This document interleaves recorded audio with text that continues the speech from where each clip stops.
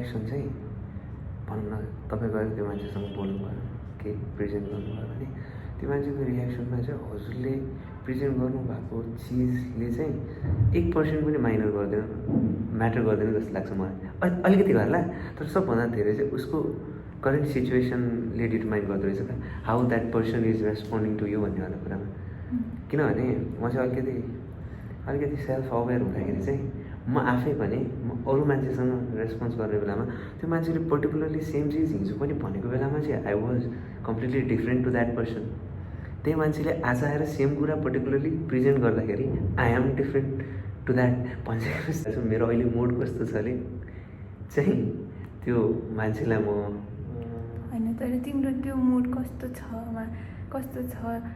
भन्ने पनि त कोही मान्छेमा डिपेन्ड गरे हो नि त। त्यही त मैले तपाईँलाई भन्न खोजेको चाहिँ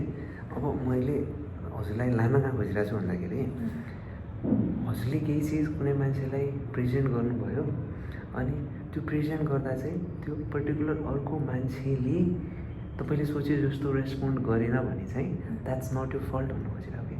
एकचोटि मेरो सरहरूमा पनि देखाएको छु कि पर्टिकुलरली त्योभन्दा कम्प्लिकेटेड चिजहरू they use to sign like एकैछिन है भइसक्यो ल बुझेँ मैले भन्नुहुन्छ, कुनै कुनै कुरामा चाहिँ त्यतिकै नै खोज्दिनुहुन्छ। सो इजी थिङ के त्यो उहाँहरूको करेन्ट सिनारियो कस्तो रहेछ, आजको मुड कस्तो छ भन्नेवाला कुराले कति धेरै कुरा फरक पार्ने रहेछ क्या। Responses from someone is not only because of you, थोरै तिम्रो पनि हात होला, तर धेरै जस्तो म्याटर चाहिँ उहाँहरूकै करेन्ट सिचुएसन कस्तो छ, कहाँबाट आइरहनु भएको, के गरिरहनु भएको छले फरक पार्ने रहेछ क्या। Your perspective of me is a reflection of you and my response to your perspective of me is my level of awareness रे। तिमी भने उसमा पनि अप्लाई हुन्छ होला है कि जस्तो कहिलेकाहीँ कोही मान्छे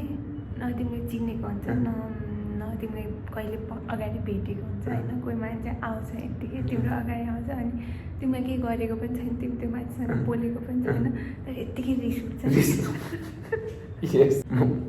आज यो कुरा किन गरिरहेको छ भने केही साइन गराउनु पर्ने त्यही त होइन, आज के साइन गर्नु पर्ने होइन कि हिजो आई गोट इन्टु अब के भन्ने त्यसलाई सिम्पल आर्ग्युमेन्ट जस्तो मिलिरहेको रहेछ। मलाई गाली गर्नुभयो अनि म फेरि कस्तो छु भन्दाखेरि आइएम लाइक आफ्नै तारिफ गरेँ होइन, मलाई ठुलोसोले त्यस्तो झगडा गर्न हुँदैन, हुन्छ हुँदैन, म फेरि गरिदिन्छु, तपाईँ चाहिँ चुप लाग्नु भएन। त्यसले मैले पनि कहिले काहीँ गरेर हुन्छु क्या, मेरो रिसीलाई नै काम गराउनु बेला कहिले कामसँग क्या चिरसँग बोलिरहन्छु, मैले कसैको केही लिएर आइसकेँ भनेपछि चाहिँ अब मैले यहाँनिर हजुरलाई भन्न खोजेको वाला कुरा हजुरको चाहिँ हामी कहिले काहीँ चाहिँ त्यो कुरालाई लिएर लास्टै धेरै स्याड भइदिउँ भने चाहिँ that was not meant for you भन्नु खोजेँ। हामीलाई भने होइन, त्यो उहाँहरूको पर्टिकुलर रेस्पोन्स पर्टिकुलर सिचुएसनले अराइज भएको चिज हो, त्यही भएर त्यसलाई चाहिँ धेरै भित्र राख्नेवाला मान्छे त स्याड हुन्छ नि त। त्यही भएर कहिलेकाहीँ घरमा मम्मी बाबाले गाली गर्नुभयो भने यो मलाई माया गरेको होइन भनेर नसोच्नु, बिकज द्याट पर्टिकुलर कुरा ठाउँ सिचुएसनले अराइज हुने केही चिजहरू आइदिन्छन्, त्यसमा चाहिँ धेरै त्यहाँनिर त्यो ठ्याक्कै इजी मिडियम भएको त्यो अरूको that was never meant to you, that was just a situation, त्यो भित्र भएको इमोसन निस्क्यायो क्या। मान्छेहरू चाहिँ लास्ट चाहिँ धेरै अट्याच भइदिनु भयो अथवा त्यो कुरालाई धेरै लिदिने मान्छेहरू भइदिनु भने चाहिँ त्यो विल बी भेरी स्याड के। मलाई बुझ्नु होइन, कसैले पनि गाली नगरेको मान्छेलाई कसैले आएर के भनिदियो भने त they are very connected to that words अनि they will suffer whole day, next day as well यसले मलाई यस्तो भने यहाँ पनि सुनाउँछ त्यहाँ पनि सुनाउँछ, त्यसले गर्दा झन् तनावमा मात्रै जान्छ। अरूले तिमीलाई कस्तो ट्रिट गर्छ भनेर आफूले त्यो कुराले आफूलाई अफेक्ट गर्छ, आफ्नो मेन्टल पिस चाहिँ नबिगाएर, बिकज कहिलेकाहीँ धेरै जस्तो सिनारियोमा अबाउट यु। यस तर दिदी प्लिज, तर कसै कुनै मान्छेले चाहिँ तिम्रै राम्रोको लागि त्यसको सजेसन चाहिँ छुट्याउन जान्नु पऱ्यो नि। फेरि भन्न खोजेको मलाई सब कुरा थाहा छ भनेको I am very clear about it भन्नेवाला कुरा इगोमा लिएर आयो भने त फेरि तिमीले मम्मी बाबाले भनेको केही कुरा नि मान्दैनौ, त्यसले एफेक्टै हुन दिँदैनौ नि त।